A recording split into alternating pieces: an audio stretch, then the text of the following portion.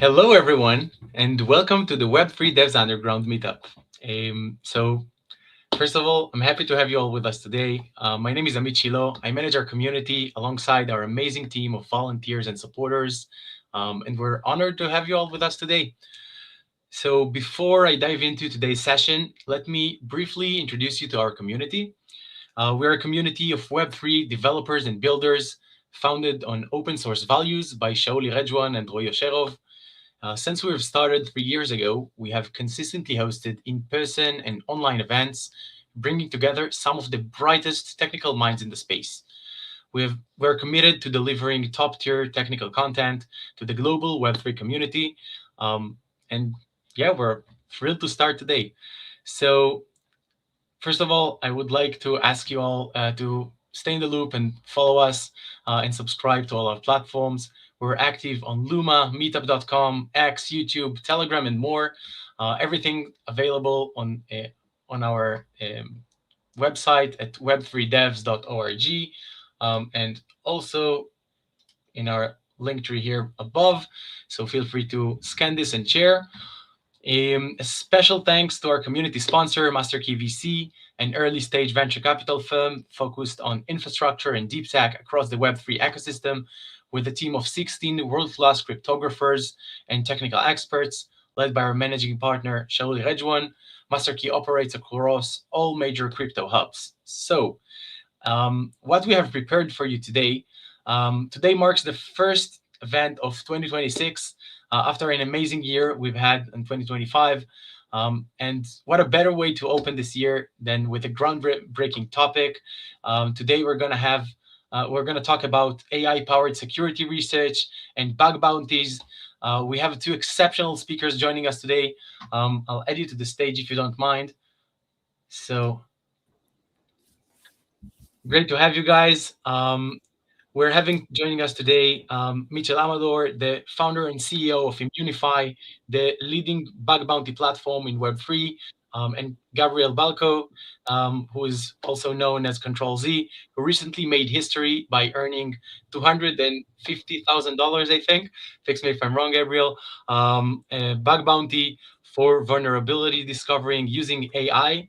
And we even have a surprise guest today as well, our dear community friend that will try and help me ask some smart questions during Gabriel's session, Johnny Time. So we'll give this also, we'll have him join later today. So without further ado, I'm happy to let you guys present yourself. And then Mitchell, you can start with telling us a little bit about what's bug bounties and you guys. So thank you so much for joining us. Mitchell, you want to go first? Well, I would personally like to hear from the star of the hour, Control, first. Up for it. Go, Gabriel. Okay, I'll try to keep it kind of short. So I'm Gabriel, and also known as ControlZ. I'm currently 100% of Blockian. We used to be two people, but my friend wanted to do some other stuff. I'm a security researcher, and I'm doing a lot of bug bounties on Immunefi, Hackandproof, and all the Web3 platforms. My focus is mainly there. And as you mentioned, recently I started to try and tinker with AI and see like where the new age of LLMs and machines can bring us. So I started working in that area, and right now it's working pretty well. And I'll talk about it more later. I think that's briefly about me. Awesome, thank you. So too humble. Great finds this year. Great finds, Gabriel. My name is Mitchell Amador. I'm the founder and CEO of Immunefi. Immunefi is, of course, famous for being the biggest bug bounty platform in crypto, but we're also probably the largest, end-to-end security platform in crypto as well, covering a big part of the full stack. We have the biggest security ecosystem, whether you look at integration partners, whether you look at security researchers, and we try to align everybody towards doing amazing work. And our job is to help them get paid for doing really God's work and protecting the ecosystem. Not that we do enough of that. We need to do even more, but I think we're going in a swell direction there. Before that, I did lots of stuff. Of course, people who know me and my background will know I had a big role to play in making Portugal a major crypto hub globally. they would know that I was helpful in launching a variety of famous earlier projects, such as the original big AI project SingularityNet, or building the first social media platform in crypto, which was Steemit, or helping launch the first proof of stake blockchain with my co-founder of Immunefi, Traven, which was NXT. Very different approach from where we ended up going with Ethereum as a smart contract platform. But did a lot of stuff in the industry, all towards trying to birth this new world that hopefully would be more fun and more interesting and more positive for a lot of us. And really just trying to support. In my whole career, I've been trying to support people like Gabriel here to do absolute magic, and looking forward to continuing to do that now. And hopefully, our little chat is going to inspire a lot of the people listening to engage and to create some magic, because you're all capable of it. Thank you so much, Mitchell. So I think we can start with you telling us a little bit about what's bug bounties, and let's kind of diving deeper into this space. And then later on, we'll continue with Gabriel on how he built the AI and everything else. So, Mitchell, I guess the mic is yours. Sure thing. So we'll be here asking questions, maybe. Well, and Gabriel, if you want to jump in at any one point, you think I missed something that we need to supplement for our colleagues here to pull them into our warm embrace, you let me know, right? Don't be shy. Sure, I'm on it. So you look, a bug bounty, for those of you who have never heard of the concept or never seen it before, is a big reward for finding a way to crack software. And it's an older concept. It comes from, I think, originally the 90s, 80s and 90s, and early hacker culture that then got institutionalized in the 2000s with the rise of the first bug bounty programs, which were a little dicey because in the early era of computers and the internet, it was quite illegal to do unwarranted and unsolicited pen testing on people's software, but became institutionalized thanks to the players like BugCrowd and HackerOne, which turned it into a much more open thing, and then further kind of transformed with the rise of kind of zero-day platforms like Zerodium and similar stuff that serves a different clientele. Now, what we did in crypto is we put another innovation on crypto bug bounties, which have kind of become their own world, really. And the result of that has been the largest bug bounties in the history of mankind, and a whole kind of security economy that thrives on finding vulnerabilities that could affect real funds at risk, right? And preventing their theft before they can happen, and people earning sizable fortunes for that. And to understand a little bit about the difference between the traditional bug bounties when you're, trying to bust open someone's website or get privileged access into their servers, or otherwise when you're attacking what is often a black box system. Crypto is obviously more open, but it's also dealing with bearer assets. And so this changes everything, because whereas before, like, you hack on a Facebook, what are you going to do? Like, post some embarrassing picture on some guy's wall or everybody's wall. It's like, okay, whatever. What's the big deal, right? Some reputational damage, but it's not that material. You have to do a lot of extra work to monetize exploits that you may find. But in crypto, it's quite different, because if you can crack some of these contracts, you can just steal all the money, which can include billions or tens of billions of dollars. And there have been such cases and such concerns and such close calls, many of which I saw personally. And so there's a lot more value here. And so the way that we treat bug bounties and the way that we've been approaching them for the last 5 years in crypto has been very, very different.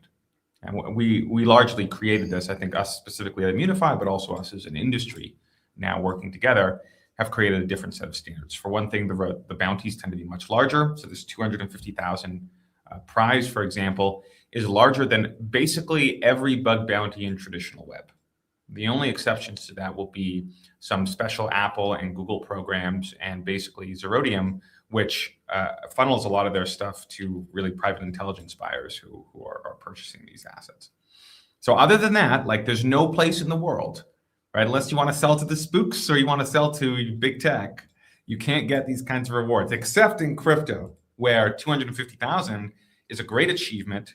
It's a legendary achievement, but it's not that uncommon an achievement. There have been lots of people who got it this year, and we need more of them. We are never enough. We have, far too much attack surface and not enough brilliant minds like Gabriel defending us. but like it's a whole different ball game over here, and you really can build a whole career and a whole life. And I know a lot of hackers who have done exactly that. So that's one big change that's happened. And another big change that happened is, I think, how stark and how important this stuff has been. Like, really, I think the white hats and crypto guys like Gabriel are some of the best examples of pro-social champions of the community, I think, that we see in the space. And in an environment that's very zero-sum and very financial and even very competitive, even in traditional info security, that community is very zero-sum, I would say. People dunk on each other as a matter of course, and the competition can get pretty aggressive and pretty vicious as people just want to prove that they're the very best and that they can outsmart the others. But Mitchell, sorry for stopping you, but for the audience that is not super familiar with the space, if you can start with just like a broad overview of like what is this, what's even bug bounties, part of what's like, just to give some context to people that are not super familiar with the space yet. Yeah, I mean, going back, I guess, to the beginning then, when you think about a bug bounty, it's just a prize for finding a way to exploit a system in a way it should not be intended to do so. So, for example, can you convince, the contract to give you too much money, like the original DAO attack? Can you convince them to say, instead of sending you the $1 that you put in, to send you $1,000?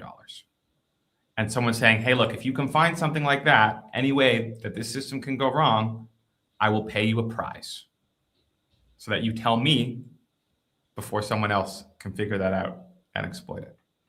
And that's why we call it a bug, right? The software bug, the exploit. Bounty, a bounty of reward, a prize, bug bounty. Okay, awesome. Thank you. But I guess that was too much extra context, too much extra color. Where do you want to go next? What would be most helpful for the crowd? I think like just diving deeper a little bit into how bug bounties developed. Maybe what was the first bug bounties known? Maybe I think I would like to know a bit more about this space and how it developed to where we are today, which is like actually AI that's getting bug bounties, which is crazy. But yeah.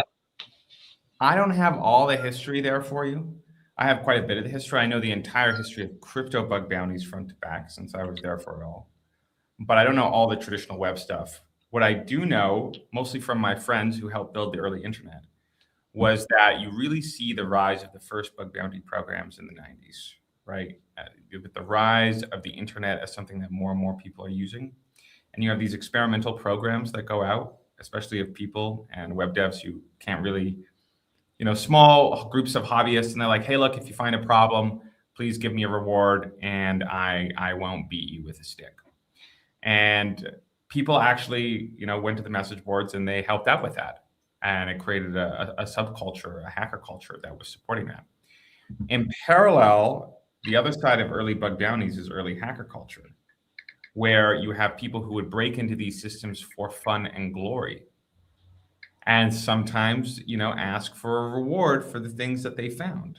And then they would typically get a response back from the appropriate company's lawyers on how they have broken some laws, effectively violated the property of that affected company, and that they needed to compensate them or otherwise risk being sued. And many of them were sued and charged in ugly ways. So that's the beginning of bug bounties, phase one. And that's unfortunately the phase I was less around for, not quite being old enough to participate in all the action. The second phase comes with the arrival of really the founders, I believe his name is Casey Wilson, and the Marin something. And these are the founders of BugCrowd and HackerOne, respectively.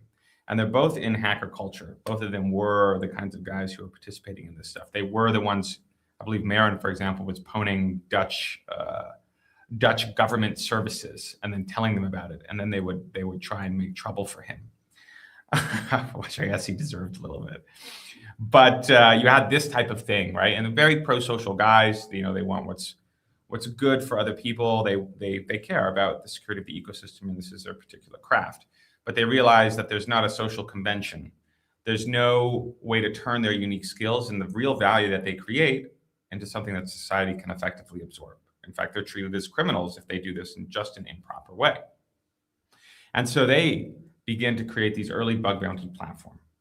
Okay, and these are, of course, HackerOne and BugCrowd, which remain the largest Web 2 bug bounty businesses today.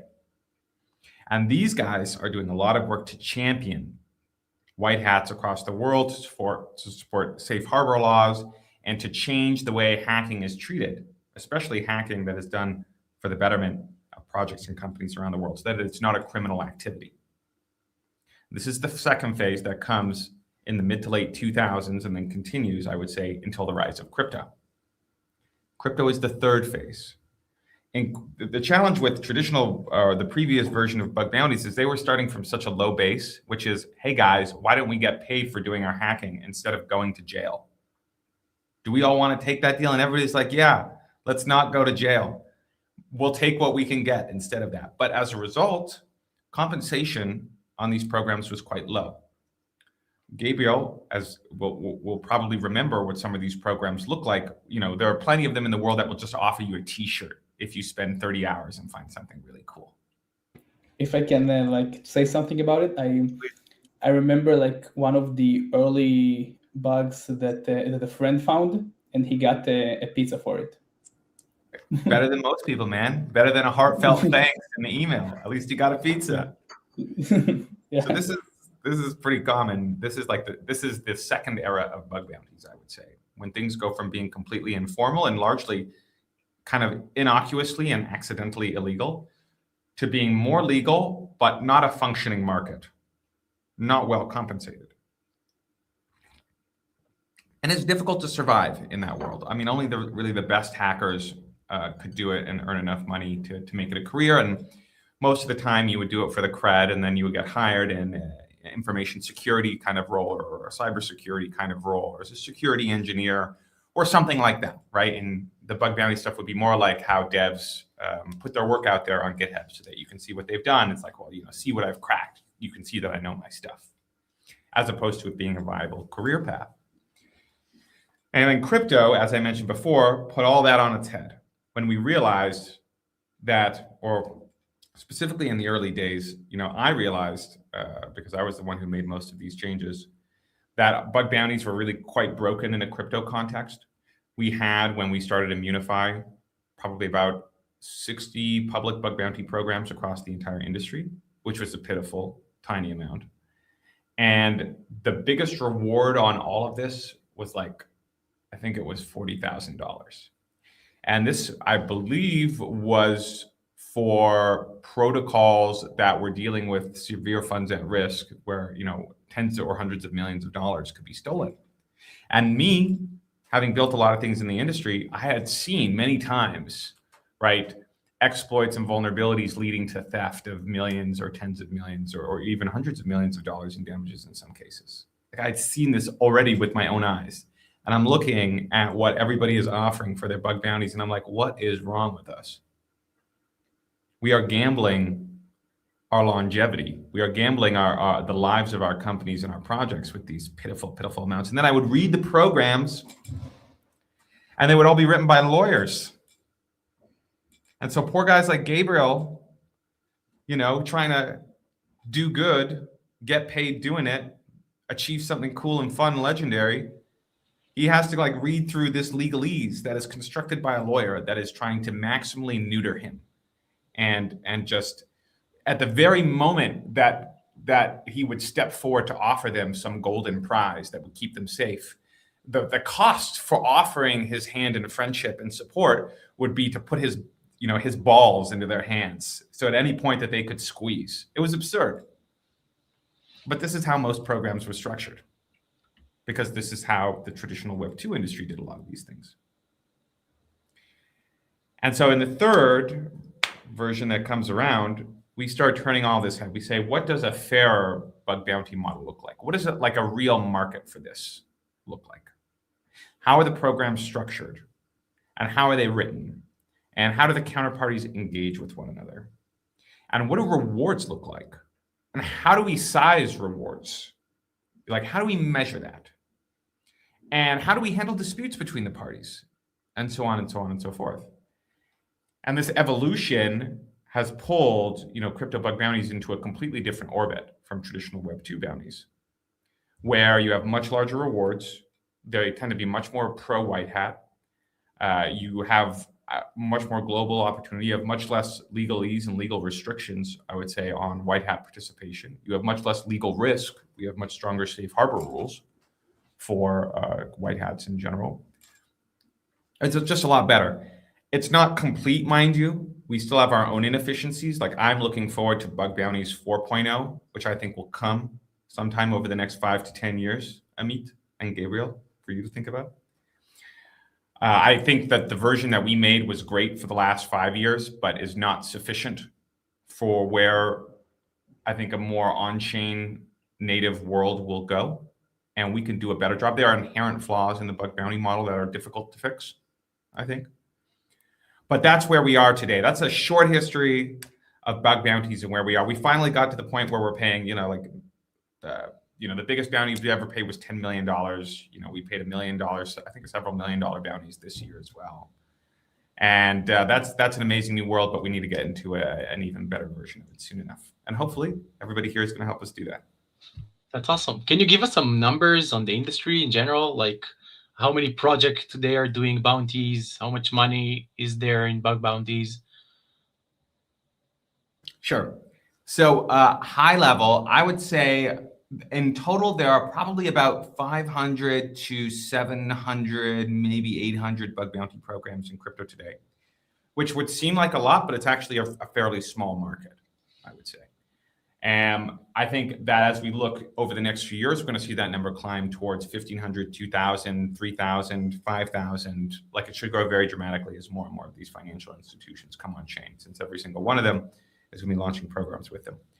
And most of these bug bounty programs are on platforms.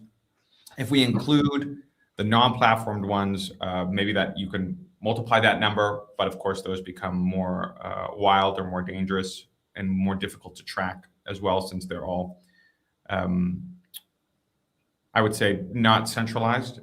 Most of these programs I just mentioned will be on some of the major bug bounty platforms. In crypto, the biggest ones by size are going to be, of course, Immunefi itself. Hack and Proof will be number 2. HackerOne will be number 3. And then I think the last ones will be either Sherlock or Cantina. And those are really the big ones. Bugcrowd also has a few, but they primarily serve exchanges. The net rewards that are going to be paid across all of these are probably going to be in the realm of anywhere from 20 to 40 or $50 million per year, depending on the year and the context. And we typically make up the majority of those proceeds that go on the crypto side, although the broader global bug bounty market is in the realm of some, I would say, probably several $100 million per year if you look at the major platforms. And the biggest part of that market is going to be in the shadowy deals that nobody hears about. Like, we talk about when we pay out a $10 million bounty, although not all of that information remains public. A lot of it just comes out in hindsight after the fact. But there's a huge shadow economy of this type of activity as well, especially with regards to zero-day vulnerabilities in major consumer devices. And so that economy grows into the billions of dollars on its own. But that's how to think about it. We still remain, I think, the smaller of the most. We're the smallest but most independent market in bug bounties, apart from the traditional Web 2 side of things. Much more than hardware, much more than the IoT world. We're kind of our own thing, which is good. But still, we're not yet talking about a world where we're paying out, $500 million in bounties a year or anything remotely similar to that. Okay, awesome. Gabriel, by the way, do you have any questions to ask Mitchell, as long as we have him here? Something you think might be interesting for the rest of the audience as well? I don't think I have questions. I just agree with a lot of things he said, like especially about the next era of bug bounties, because for me, in my personal experience, like currently the biggest issue with the current era, because like as Mitchell said in the beginning, it was like you report a bug and you will be lucky if you even get like a t-shirt, and later you had like bug bounties that actually paid money, and then like platforms who act as a third party between you and the program, which for me is like the biggest difference, the biggest jump in the bug bounties history until now, because a lot of programs can like be a bit strange and like not necessarily pay, and if you have like a third party between you, so it's very helpful. And I think like maybe the next era is finding how you can like bridge the incentives of both the parties, like the programs, and the bug bounties, the hunters, because like I think this still remains like the biggest issue currently, and I'm sure that like Immunefi is on the way to solve it and like doing the right things in that space. I don't think I have any specific questions. I would like to know, like, if there are any other tools but AI that are growing in use in the space right now. I know AI is like it's the main theme of today's talk, but are there any other tools that you see, Mitchell, that people are using more and more in bug bounties? Something cool that we might be interested in? Sure. I mean, look, there are some incredible tools. So Gabriel here actually was using the most incredible tool of all, which is having a partner in the way that you do your work. And I think most of our habits, a lot of security practitioners have the habit of going things alone, but especially bug hunting is a collaborative problem-solving work. You're trying to crack a puzzle that is designed to be uncrackable, made by an extremely clever person, if not several clever people, but also one that can't cover everything. And having a partner is the single most important thing, and something that most people don't do, even a small team. This is why, for example, auditors almost always work in teams as well, because it's a much more effective approach. Obviously, these AI tools are great. I think people learning to use AI, not strictly in a kind of like a vulnerability finding or fuzzing kind of context, but also in just an explainer kind of context, is super effective. Gabriel will be familiar with our work with attackathons, where we created lots and lots of educational resources, and we saw big upticks in people's ability to find vulnerabilities just by putting the effort in to explain things really, really well and contextualize it. Because most people, like the key, I think, one approach to bug hunting is when you just, scan the code and you look for some kind of hook, and that can work well, and people can make great program analysis systems of various kinds, or great fuzzing tools. Like that can be a viable approach. I know a number of white hats who can do that well. But another great approach, I think the flip side of that barbell, is to understand how everything works at a really, really fine level, to have a comprehensive mental model. And in that sense, explainer tools, LLMs as kind of teachers is really, really powerful. There are other things that people are always trying to do. Like I think we're seeing more use of kind of fuzzing and formal verification techniques on the bug hunting side, which are interesting, or people testing for invariants in other interesting ways.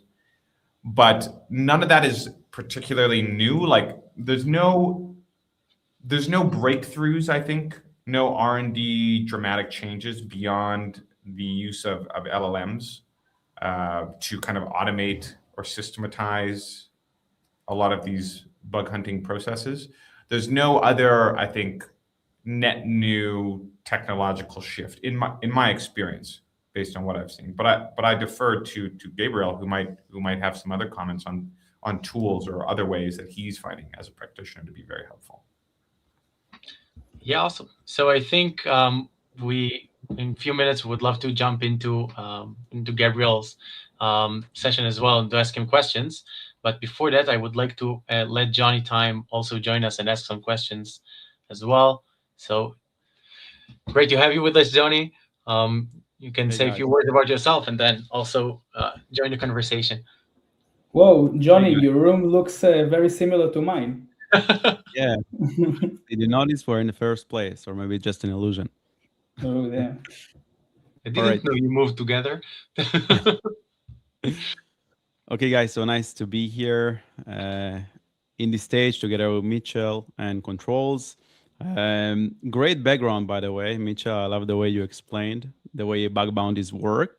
And I just want to add a small thing regarding tooling and AI and how it works and how it helps. Because at the moment, I'm actually auditing a code base of like 5,000 lines of code, and I'm using AI a lot. And I would be also interested to hear like what controls think about it and how he uses it.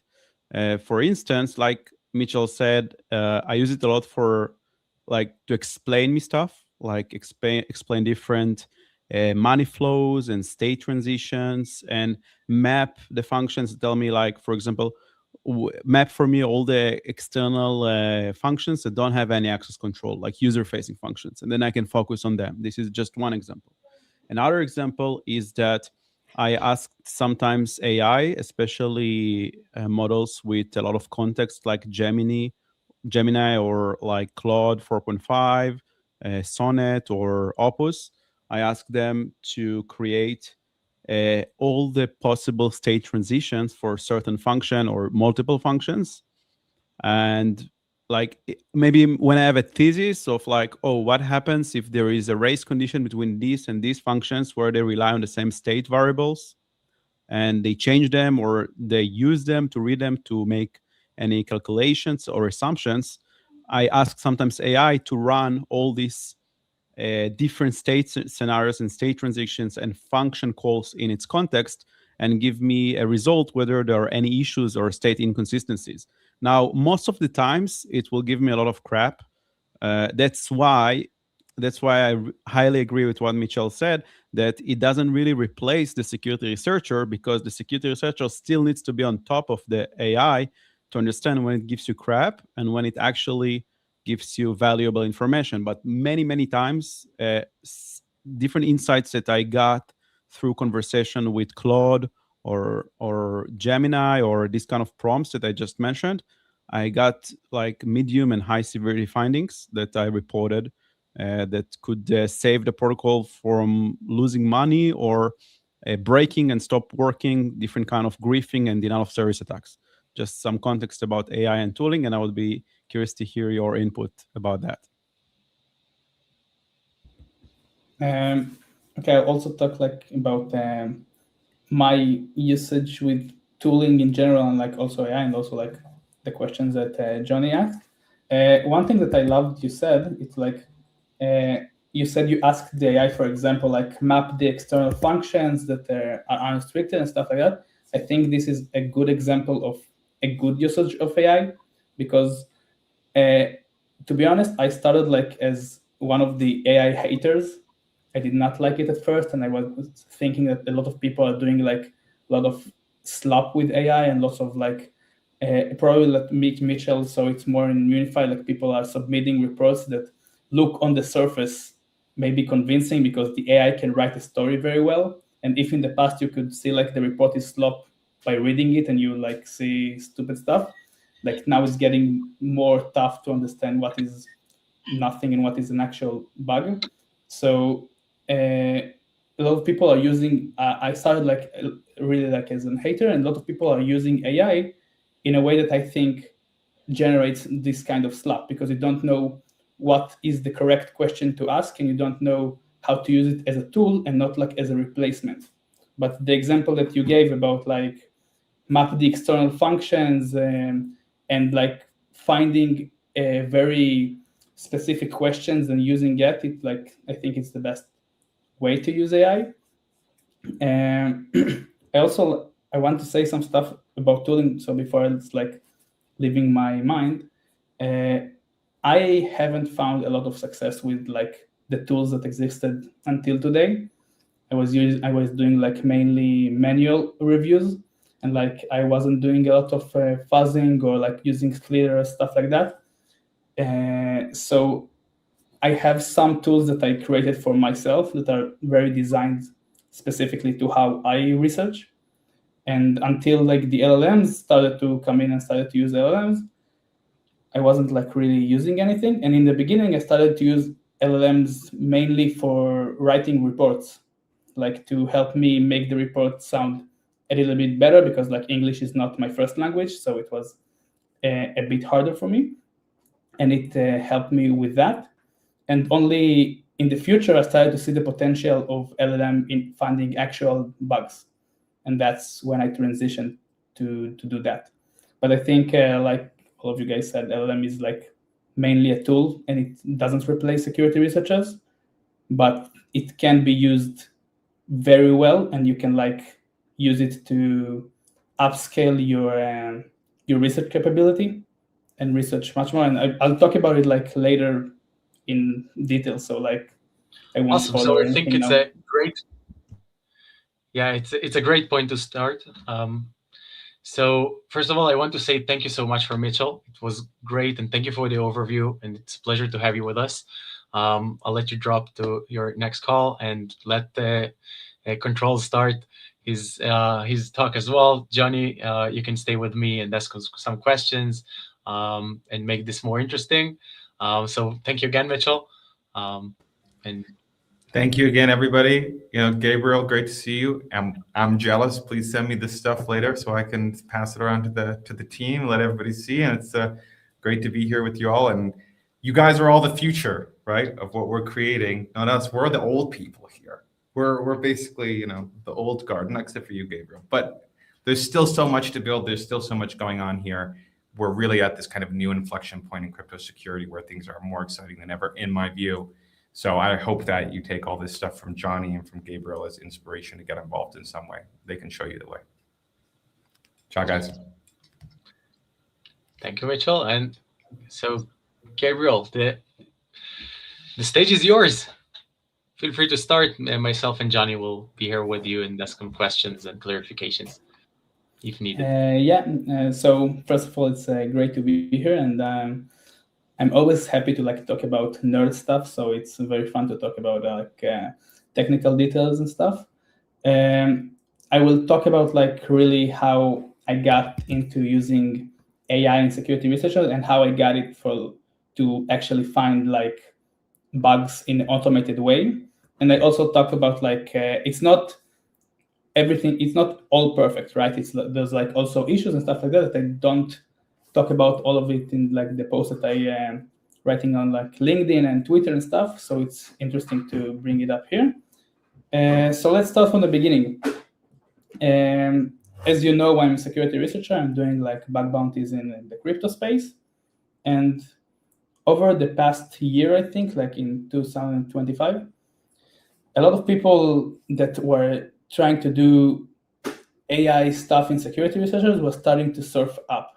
And in the beginning, I was very like pessimistic about it. I was like kind of a hater, you can say, because I saw all of those posts and I thought like, there's no way this could get like to a really good level. People are doing like mostly slop stuff and like there's not an interesting approach that is starting to be. But over the time, I saw that there are some success and people and the LLMs are getting better. I saw that Grego, I think maybe Johnny, maybe you heard about them. They also do like an autonomous AI agent that's finding bugs, and they had some success. And I started to think like, okay, maybe I shouldn't be so close to it and like so boomer, you can say, like looking at the new tech and saying, oh no, the old tech was better and in my time it was better. So I started to think how I can integrate AI in my workflow. And the first thing that I started to do is I took some of my own bugs and I like opened Cursor and I was like thinking, can I get Cursor to find this bug? Like with help from me and guidance and like, but let's role play as I am someone who does not know where the bug is, as the bug exists, and let's try to find it. Like start with general questions and like maybe later more specific questions, but the goal is to make Cursor be the one who finds the bug. So after I did that and I played with several of my bugs, I started to get like an understanding what the AI can and cannot do, or like from this quick playthrough. And I started to think like, okay, I know like what kind of bugs it may be better at and what kind of bugs are it may be worth it. And like also that it's possible, and like what kind of questions I can ask the AI to help me find issues like that. And also, I'll tell about it as all of my questions were like guided by the way that I do research, because I assume that like every other researcher has the same thing, but like everybody has their own methodology when it comes to researching something. So like if you give me or Johnny the same code base, I assume like we will approach it a bit differently, like who looks at what first, and who maybe someone reads the documentation and someone dives right into the code base. Like there's a lot of different approaches to do research. So I was thinking that my approach in research have proven itself because I successfully found several bugs. So I thought I would sort of teach the model my approach. So I was asking it questions in the same way that I would approach a code base, like stuff that I would look at first, places that I would look at first. And that was my guidelines when I worked at it. Okay, so after I saw some success with Cursor, I started to think how I could do it like in a bigger scale. So I took basically the big AI tools, where an important note was like having an AI with actually access to tools, like not simply giving a prompt and an answer back.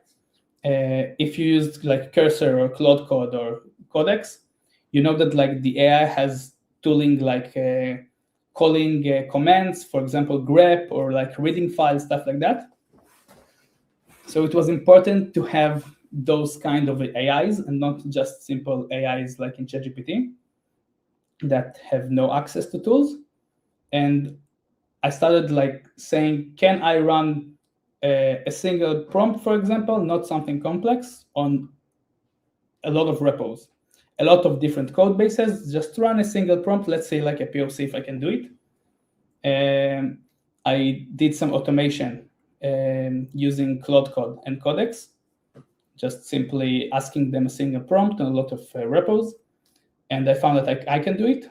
And I started asking them similar questions to the one that I used to find the bug in the code base that I tested it with Cursor. In the beginning, I did not have like no findings at all, because like it needed to be tuned, it needed to be perfected in a way.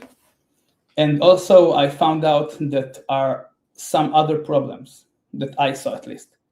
The tooling that the AI has currently is pretty primitive, because if you like look at the tool calls of the AI, for example, if you run like Claude Code and you look at and you ask it, find me, let's take the example that Johnny talked about, find me all of the externally accessible functions with no auth control or no permissions, like stuff like that. So if you look at the calling that the AI makes, it's using mostly like simple tools. It's using grep and stuff like that to find files. And if you know anything about like security research, it's not even related to security research. If you're doing like development and you're opening your IDE, you want to be able to click on control and mouse click, and it will take you to the definition of the function, or take you to find the references of the function. And the way it does that is using a language server, which is much more accurate than using grep. For example, if you have a function named A and it has several implementations, using grep, you will not necessarily find the right one. So I wanted to bring AI some tools that I actually use as, not even as a security researcher, simple tools to explore a code base like in the right way. So it would be able to find the right functions, the right implementations, the right references. So I exposed those tools to the AI as well. Sorry And for this- interrupting, but isn't it weird that by default all these extensions and IDs don't support it that way, and they work by default with grep? I would expect it to be something like that is by default exists by the way that the extensions work. Like I'm not the extensions themselves, like like working the with AI. language server. like working with a language server and allowing them to jump to definitions rather than just grabbing text files. Yeah, you're thinking the same thing that I thought, but it was like my first instinct, like, why is it using grep? Why is it not using a language server? I don't have the definite answer because you will need to ask someone from Anthropic or something why they do that. But my guess is that you can't rely on a language server being on.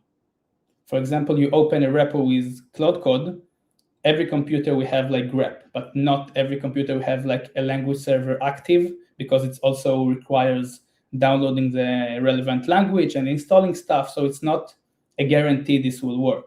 Also, for example, if you take a Rust analyzer, it also requires like building the projects and doing the correct jump. And also with Go, you need some several dependencies. So I think it's not the actual response, because again, I'm not working on Anthropic and I'm not working on OpenAI, but I think that's why they use the more primitive methods. But when it comes up, you solved it with a customized MCP, basically? Yes. Cool. Yeah, do you share it? Is it open source, the MCPs? What? Do you share the MCPs? Are they open source or you keep them for yourself? I haven't done anything open source right now, because I'll also make like a small confession. And like most of the stuff that I created, it was vibe coded. So if you will look at the code, you will probably want to break a chair on my head, because it's like an abomination to all developers across the world. So currently nothing is open source, but like maybe in the future, I'll start like open sourcing stuff and making it more available. Okay, so this was like one of the first realizations, that the tooling the AI has is not sufficient, in my taste at least. And also, I thought that there are also some interesting tools that you can add to the AI as well, like aside from the language server. For example, if you guys heard about CodeQL, stuff like that. So there's like, this is also a very useful tool that I found that could help AI. I'll also be honest that my current integration with CodeQL is like not perfect yet, but it's like one of the to-dos on my roadmap, like making it better, because I think this tool can like bring a lot of stuff. So, okay, let's get back like to the main things we talked about. So now I'm in a place that I could run on a lot of repos, some queries like prompts, and I could also provide like relevant tools to the AI to maybe understand the code base in a better way. So the next step was thinking how I could make the AI find the relevant bugs. And this is like, part of it is part of like my secret sauce, so I won't tell everything too detailed, but like I will tell the general idea. The general idea came from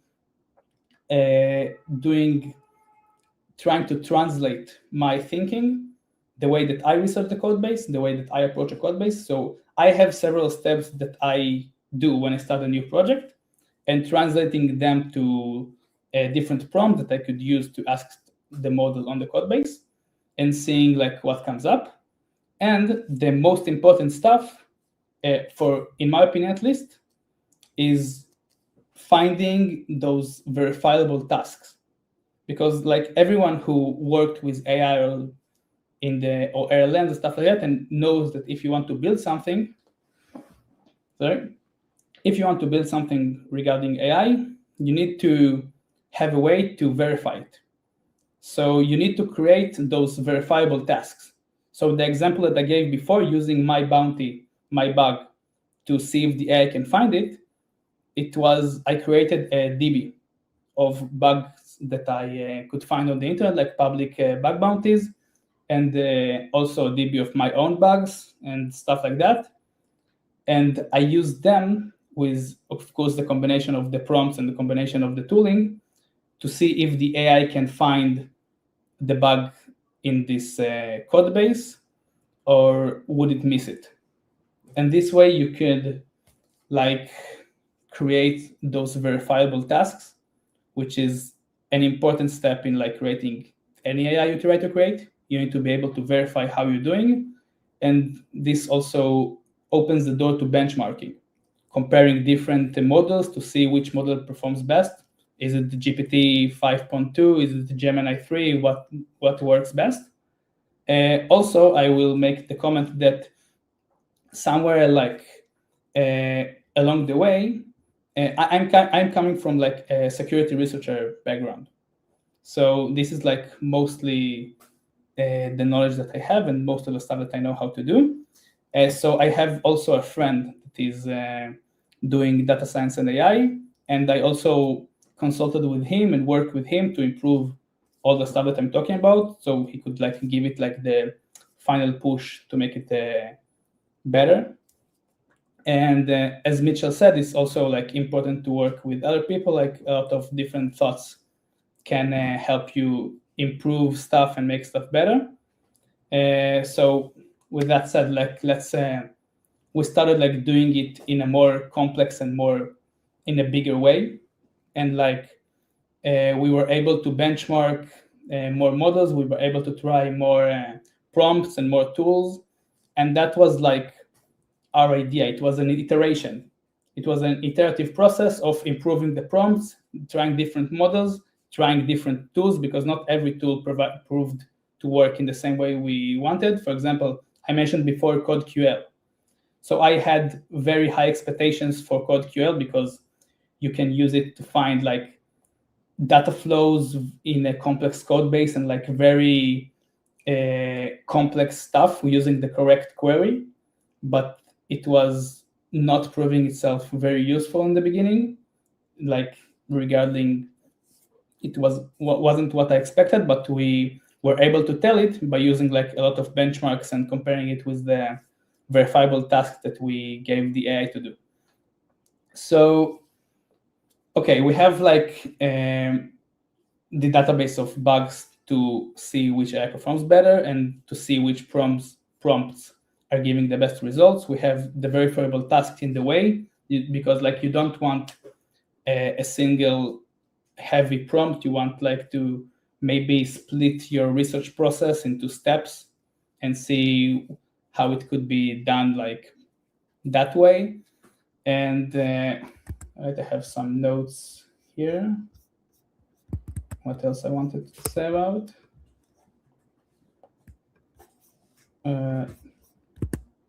Sorry, give me a second.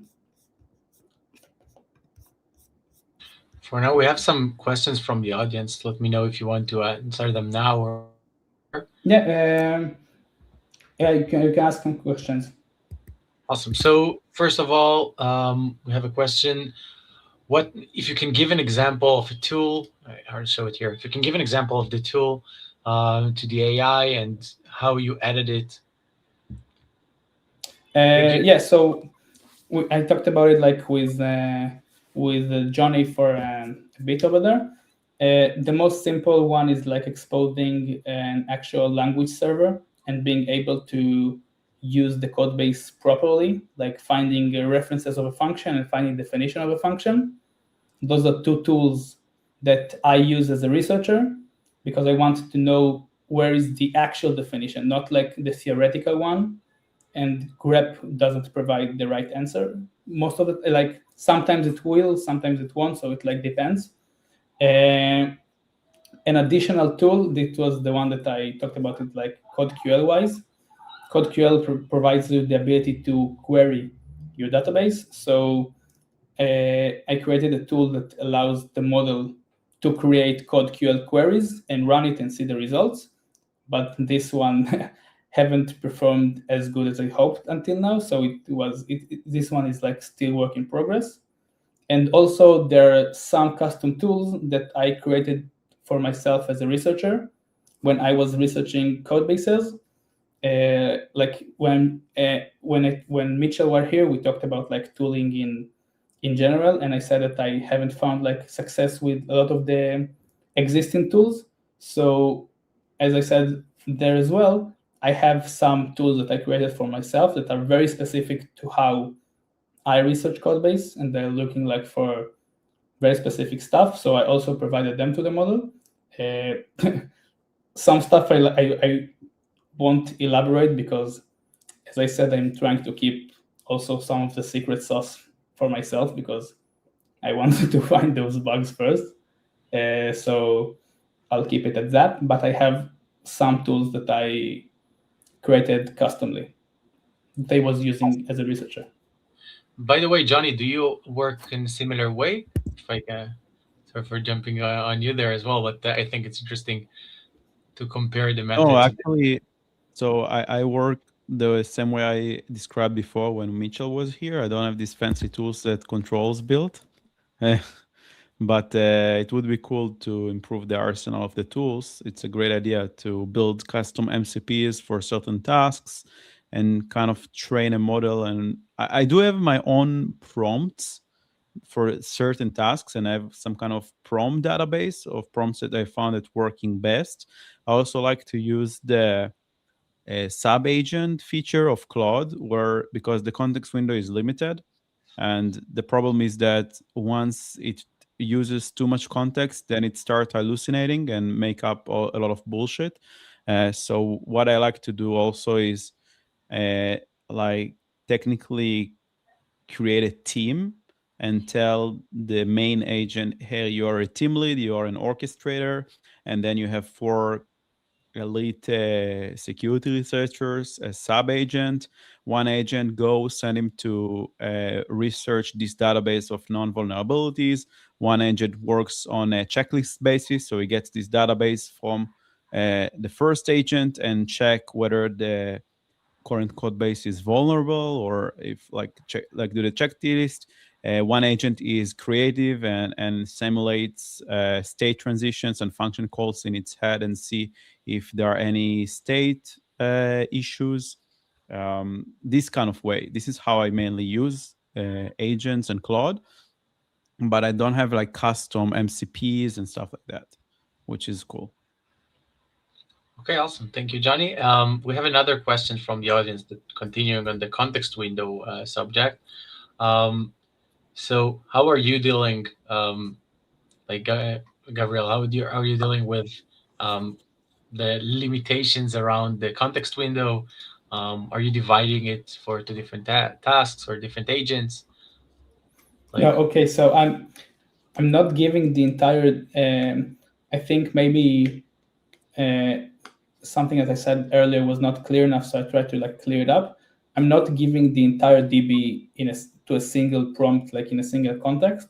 Like every the point that I made before, like you need to separate your research flow into like verifiable tasks that each step could be like verified, and this is like the input for the model, not like the entire DB, like taking a single bug, like a single row from the DB, not the entire DB, taking a single row and asking the model the relevant prompt that regards like this single row, and seeing like if the model, for example, could find like the bug or find like the relevant function or find like it depends like on what the verifiable task you create for the model, but you need like to have an answer that you want the model to reach.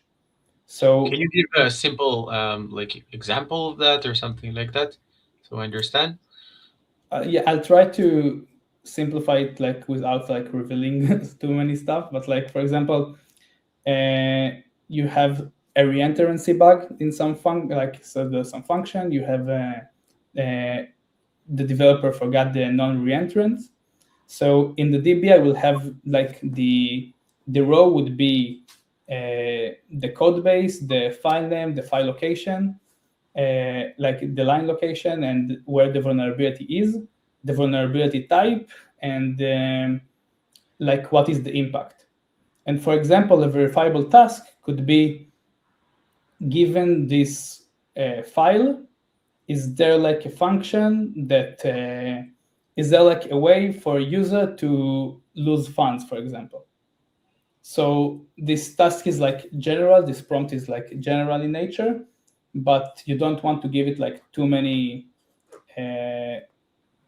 too specific questions because you like want to find new stuff and you want to find things. So you want like maybe general impacts, and you want to see like if the answer would be the answer you're looking for, because you know there's the function that is not missing a non-reentrance. So you could see if the model like points out this function and is telling you like, yeah, I could see there's a bug here. This is missing a non-reentrance modifier, and someone can use this function and do a reentrancy call and steal funds. So you want, this is like a single prompt with a pretty small context. So it's not like the entire code base as a context. So I'm not dealing with issues of running out of context, because from the beginning, the context is not very big. The context is quite small. And the mission is like seeing if I could find what I'm looking for. And if I could find that, I could run it in scale on like a lot of different code bases. And for every code base, I won't run in the same context. I would open a new context and ask it a new prompt. So it would be like not really a problem for how I approach it. And yeah, that's also kind of like how I think it works for me, at least.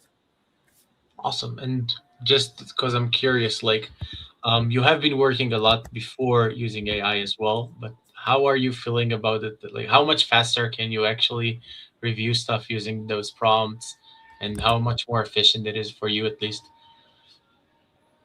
Yeah, so I think efficient-wise, it's like kind of a complex question, because I think like the work that I was usually doing is kind of shifted, because the AI is like, it's like surfacing like a lot of potential bugs. So for example, we have like a pretty big false positive rate. So that not every bug that the model surfaces is like a guaranteed issue. Some of them are mistakes, some of them are not bugs. The model maybe missed the check that prevents the bug, or the model does not understand fully the context of the code base. There are a lot of issues. So my job kind of shifted from doing proper security research to like being like more of a triager of the bugs that the model presents. But efficiency-wise, I think I'm still like, this is a very big boost in efficiency, because I'm submitting much more bugs than before, like much more issues. Although the work is different, like I think 10% or like 5% of bugs are actually real bugs, but still it's like it's better compared to when I was researching like the code base alone myself, manually reviewing, because maybe when I found the bug, it was an actual bug, but I needed to spend much more time on the code base to understand it and to find the interesting flows and to find the potentially vulnerable places. So it is a big efficiency boost. Awesome, thank you. Yeah, sorry, continue. I just wanted to know that as well. And Johnny, if you have other questions as well, feel free to jump in as well. Yeah, okay. So I will say some other points like that we found out when we were working like with the AI. Currently, I think it is not a big surprise to anyone that like I talked about the benchmark before, but I found out that like GPT 5.2 and the Gemini 3 are the best models right now for me. They're bringing the best results. And also, I think like it's kind of, I think something that might prevent people from going and doing what I did is like the risk of wasting money, because as I said, I'm running on like all of the repos that propose bug bounties. So I'm wasting like tons of credits, which cost tons of money. But the calculation is like, if I could like, I don't know, burn like $100, but I would make 10,000. So it's like, it makes sense. It's like a good investment, but a lot of people I think are afraid from doing it in scale because they think they're like wasting money or burning money. So I will say that like number-wise for us, I think until now we paid about 3,000 in like 3,000. I'm sorry, it's kind of tough saying it, but like, 3 and 3 zeros behind it in dollars in tokens, and like wasted it on models. But as you saw with the 250K bugs, and we also had until now we had already 11 paid reports, which all of them are not all of them actually, but like they're all critical or highs except for 2, and it all paid until now like more than 400,000 in bounties. So I think it's like a good investment, and if you're like thinking about doing it, maybe it is worth the money. So you could like, you need to spend some to make some. So that's also like an important thing to know, that it costs a lot, but I think it's worth it. Awesome. I have some a non-technical question about it as well. But like, how are you getting paid? You're located in Israel? Am I right, Gabriel? Yeah, currently yes. So, how are you getting paid bug bounties in Israel? Is it in crypto? Is it in fiat? As a Web3 player, like how does that work? So yeah, I think it's like not different for me, like compared to anybody else. The payments are almost always in crypto.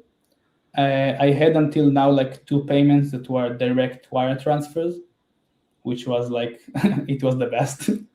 But like yeah, most payments are like in crypto, in like USDC or USDT or something that is like the same as paying in dollars. So yeah, I think that's the standard. Yeah. Okay, How do awesome. you use this money in Israel? How do I use this money? Yeah. This is If you're a based in pain in the Israel. butt, to be honest. You need to convince the bank that is like not used for bad stuff. Yeah. Yeah, Well, if you have bank somewhere else in the world, then there are solutions. Yeah, there's always solutions you can find. I think this is like in general correct. There is this thing called EtherFi, where it's technically a Visa card where you spend your stable coins and they also give you cashback. But it used to work in Israel, and now it doesn't work because Israel blocked it for regulation purposes to make your life harder. So, Yeah, they like but there's doing it. that opened the account back then before they like kind of like cracked it down with the regulation, and it still works. But if you have other citizenship, maybe you can apply and get this crypto card where you can charge USDC and spend it and get 3% cashback. Cool, interesting to know. Thanks. Okay, that's cool. So if we have more questions from the audience, feel free to leave them in the comments. We'll try to ask them as well. I have some questions for you, Gabriel, about yourself, maybe a little bit. And Johnny, feel free to jump in and ask any other technical questions that you think might be interesting. But yeah, just give me a second. I'll open that as well. But yeah, you know what? I'll just start with like, how did you get into this space in general? How did you start? What's like? Tell us a little bit about your story as Gabriel.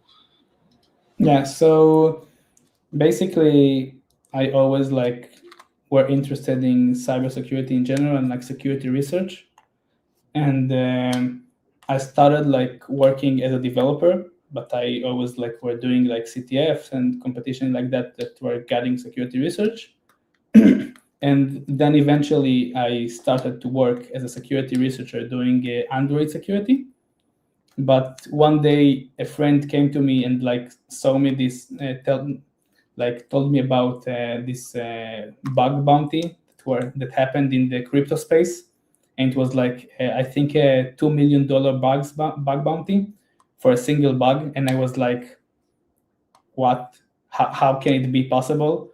And he said to me that like similar to what Mitchell talked about it before, like the bounties in crypto are the biggest in the space. Like I was doing traditional security research in the beginning, but the bounties were never anything even close to like 2 million, stuff like that.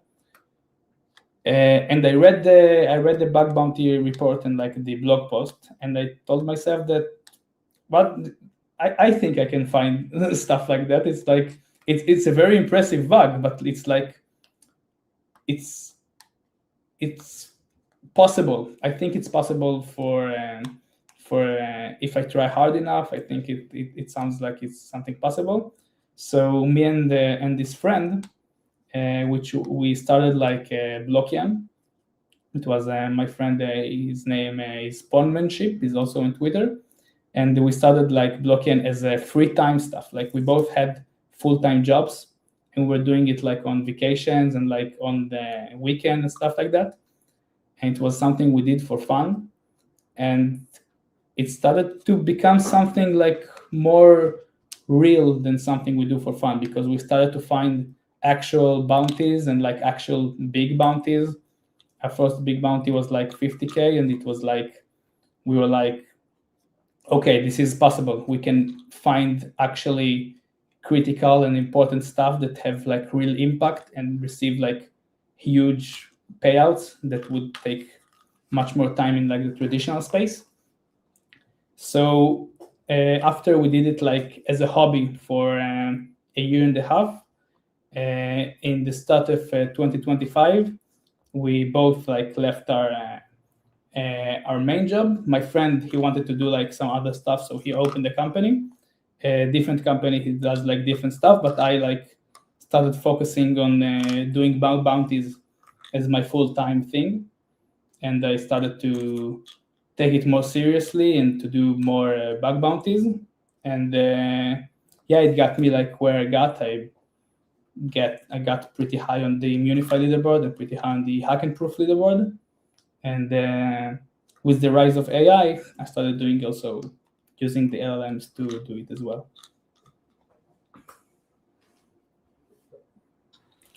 Awesome. So, second question is, what is your favorite thing about what you're doing today? What are you enjoying most about doing? I think my favorite thing is like the freedom, because like I'm not bound to any like 9 to 5 job, and I can do it like however I want it. And like the stuff that I believe in is the stuff that I can do, and nobody like tells me what to do. And my vision could be like the reality. I have like this idea about how to integrate AI. I can just start and work on it. I don't need like the approval of other people or like a team leader or stuff like that, like in a traditional company. And also the other thing that I love the most is like the challenge. I like complex systems, and I like solving riddles and like solving puzzles. And I feel like bug bounties is the same as solving riddles. The code base is one big riddle, and the riddle is how you fuck it up.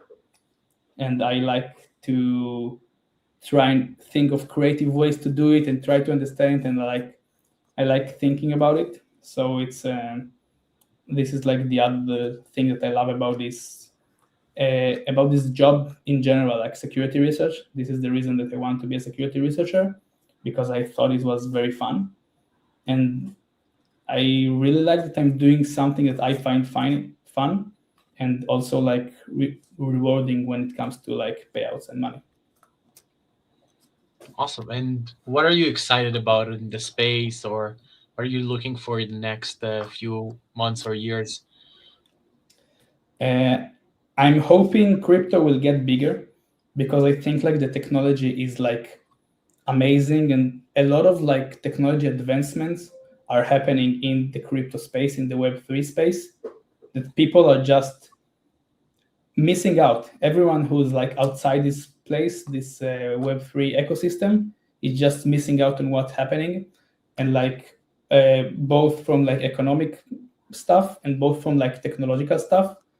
I think if you look at like Web3, you'll find one of the most complex technologies in the world. Like you have zero knowledge proofs, like utilized to their very limits. You have decentralized computing, which is, if you think about it, it's crazy. Like a lot of different, instead of one centralized machine, you have like a lot of different machines on the world like working together for one thing, which is crazy for me. So I hope to see the space grow, like, and also with the space growing, I hope to see more bug bounties because that's good for me. And I hope it would be like more mainstream adopted. That's like my honest hope and what I hope for. And yeah, I hope to see the future. That's awesome, and it's great that you mentioned too. Basically, Israeli made technologies that got into Web3, but yeah, and is this the approach? Like, what got you into Web3? Did you get into Web3 through bug bounties, or was it the other way around? Bug bounties, yeah.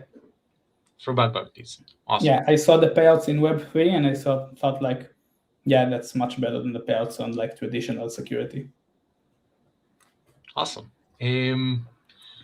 Okay, and do you have like a tip for new builders or new people in the space that are just like entering it now? What should they start with? Something they should avoid maybe, or any tips that you think that is worth sharing from your experience? Tips for builders, I think like invest in security and community, because those are the most important things when, in my opinion, at least in Web3, like you need to have a strong community for your project to succeed, but you also need to have strong security, because otherwise you just get hacked and like lose everything and your coin will crash. We saw it like, I think a week ago. So those are like the best tips and for builders. But like for people in general getting to Web3, I would say like learn about this, learn about what you're doing and learn about the project you're interacting with, and try to have fun. I think like find stuff that are interesting for you and like passionate, and ask questions. The community, I think, is like very supportive, at least in the community that I interact with. Maybe it's because I have like the name due to the bug bounties, so people are nice to me, but my experience is like the people are the community is pretty good. So don't be scared to like ask people stuff. Like you can also like ask me stuff if this is security related on Twitter and stuff. So I know, have fun, do it safely, learn about stuff. And Awesome. yeah, And specifically for white hackers, if you have any tips as well. Yeah, for white hackers, I think like the biggest tip is like don't give up, because this work is like one of the most tough in the world, in my opinion at least, because it's like very discouraging at first. It might be because you may look at the project and not find anything, and it can happen like to even experienced white hats. Yeah, like if you look at people like Lonely Sloth, who is one of the most best white hats in the history ever, he talks about it on Twitter sometimes, that he like when he finds a bug, a thought goes through his head like, well, maybe it's the last bug that I will ever find. And like it's tough for everybody. It's also tough for veterans, so it's 10 times more tough for newcomers. So like don't give up. Try to keep going, find something that you're good at, and like don't get discouraged too fast, because this space is kind of tough and finding bugs is not very easy. And keep doing it, and eventually you will make it as well. It's like only a matter of persistence, working hard, and this is possible for everyone. Awesome. Johnny, do you agree as well? Or you have your 2 cents about that? 100%. Yeah, everyone is very supportive, very helpful. it's not easy work. It's very hard. It's very demanding, and it also takes time until you get good. So don't expect to go there, go to Immunefi, and the next day find a 250K bug. It doesn't work that way. It comes with a lot of experience, sometimes also a little bit of luck. But there are great people to help you out there, great communities. Some of them are open, some of them are more premium and closed, like the community of our smart contract hacking course. We have around 2,000 people there that you know that it's just people who are like from a certain threshold because they've been through our course and training programs. So it's you can talk in the same language. And there are a lot of opportunities. Even with AI, people are now saying, "Oh, you have this AI agent that is replacing all security researchers," but it's not true. And I might be wrong, but I think that security researchers are using and will have to use and will use AI, but it's not going to replace us very soon. But if you don't use it like ControlZ, you won't be able to catch up, like because your time equals money, and you need to keep up the speed and the scale. So you have to use existing tools. You have to build your own tools to improve your framework, but don't think that in 1 or 2 years you won't be necessary. No, the other way around. Because there is these tools and there are these kind of opportunities, it actually brings it kind of resets the market because you have new opportunities to do things that were not possible before, and now you can be creative and take it to whatever direction that you want, whether it's building your own tools like ControlZ is doing, training your own models, and all these kind of cool things. Yeah. Yeah, Awesome. I think I read about it. Like Johnny reminded me of something that I wanted to say. I also get asked a lot, like after the recent post that I wrote and stuff like that, about like AI replacing security researchers, and I agree that I don't think it will happen anytime soon. Like, if you take a look at on the AI tool that I created, like it's not as good a security researcher as I am. The only thing that it does do better, it like looks at more code faster, but there's still some work for security researchers. There's still a lot of work for security researchers because a security researcher can still like work and find the most complex bugs that AI currently are not in the level of finding. So it's not a replacement, it's merely a tool to improve what you can do. And if you use this tool in the correct way, you'll be able to like 10x your achievements, but it's not a replacement, not currently. Maybe in the future, but for the time being, it's only a tool and a great tool. Awesome. So we have a few last questions from the audience that gathered up here. So I think you already touched it, but just to summarize, what kind of bugs do you think AI is best at finding or good at finding? I think this question is one of the questions that I'm keeping for myself because, like, I will say that I focus on blockchain and like off-chain components bugs, like not smart contracts. I don't. This is not necessarily because I think AI is not good at finding smart contract bugs. It's because I personally enjoy more doing blockchain bugs myself. So the AI was created as a tool for me, so it specializes mostly on blockchain bugs.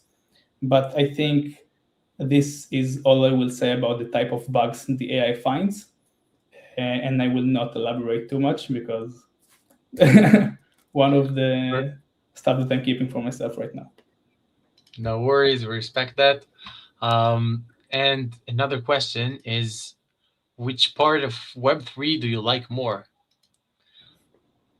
It's a Are there general like one. options? Like, yeah, which one? I think security research wise, I like the blockchains and like the off-chain components the most. And if you talk like about Web3 as a user, I really enjoy like a lot of the latest privacy tools that are coming up. Like I like all of the ZK products are very interesting, and like they solve like a need that I believe that was very important in the Web3 business, because like you did not necessarily want people to know how much funds you have in your wallet or who are you sending funds to. So a lot of the ZK's programs are solving those issues, which is very interesting for me. And yeah, I think like this is a general question, so unless there's like more more of a specification, so this is like my answer about it. No, I think you answered it perfectly. Another So question.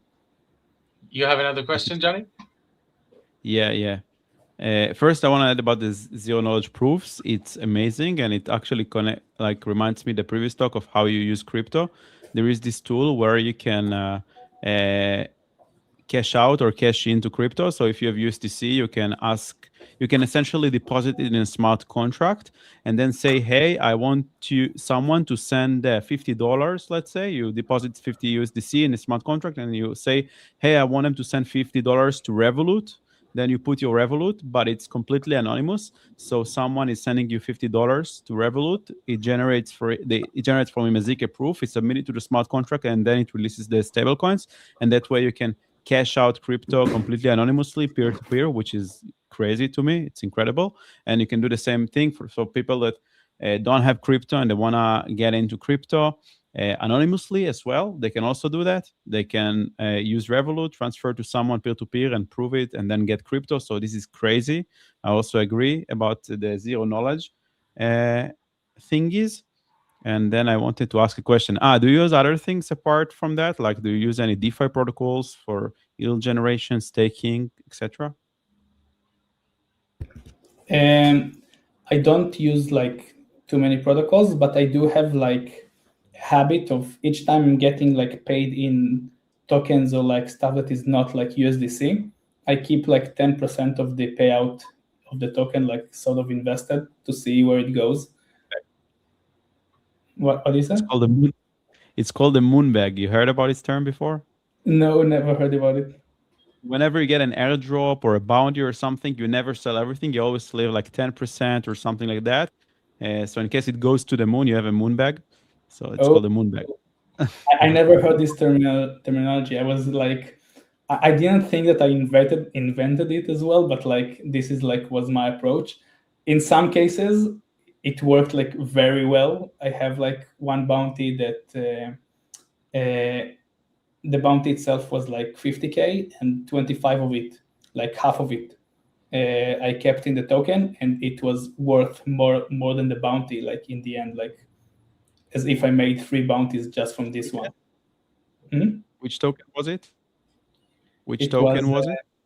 It was a sovereign. Okay, I don't know.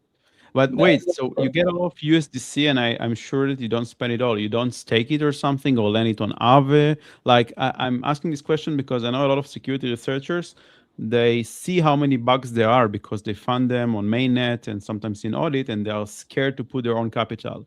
Me, on the other hand, I do review contracts. I find bugs, but at the same time, I also feel confident to put my money and do risk management and deploy it through different DeFi strategy that generate yield for me. So that's why I'm curious to hear your take on that. Yeah, so I'm not scared of like staking or using like crypto tools for yield making, but like currently I'm planning on like buying some like assets like a house and stuff like that. So I want to invest in that market. So that is like the big reason that I'm not using it to stake it on crypto and stuff like that. But it's not because I don't trust the space. It's like because I want to invest on different stuff. And my parents will also like kick my ass if I don't buy a house. It's very Jewish of you. Okay. Okay, awesome. So I think I'm out at least of I'm out of questions, but it was a pleasure. Unless anyone else wants to ask anything, I would like to say thank you, Gabriel, and thank you, Johnny. It was awesome. It was great to host you, Gabriel. And thank you for joining us today. This was very interesting for me personally, and I hope it was interesting for the rest of our community as well. Would appreciate everyone here sharing this as well and helping everyone learn more about the space. And yeah, thanks again, Gabriel. Yeah, sure. I was happy to be here, and thanks for inviting me. And it was nice talking with you, Johnny, as well. Likewise, nice to Meeting meet you. you, and thanks for inviting us, Amit. Thank you Bye, so much, everyone. guys. You're welcome to continue the discussion or on our group. And yeah, you're always invited and always a part. So thank you, guys. Yeah. Thank you. Thank you, Amit. Bye bye for now. Bye. Let's see. Okay, so thank you everyone who joined us today. Just some ending remarks. So, okay, this was fascinating. And for those of you who would like to know more about the Web3 Devs Underground and join us, I'm welcoming you to our groups. You can find everything about us on web3devs.org. I'll add the QR code so you can just scan it. It will make your life easier, I guess. So there you go. You have here our link tree, which has all our different links for everything, including our Telegram group. You're more than welcome to join. We're welcoming everyone to just be part of the community. We're fully open sourced, and welcoming everyone to learn and ask questions and interact with us. And aside from that, thank you again for joining, and see you next time. Our next meetup is going to be physically in Tel Aviv. We're going to broadcast it as well. So for those of you not watching from Israel, you will be able to watch it online. But for all of you that are here in Israel and want to attend, it's going to be in Tel Aviv at Checkpoint offices on the 21st of January at 6 p.m. We're going to host their space computer to talk about their technology, the technology behind what they're building. And of course, everything is, as always, with no shilling and just technology deep dives. We're going to have some surprises as well. So keep you posted, and feel free to follow us on all the social media. We'll update everything about that as well. And as always, thanks again. See you next time.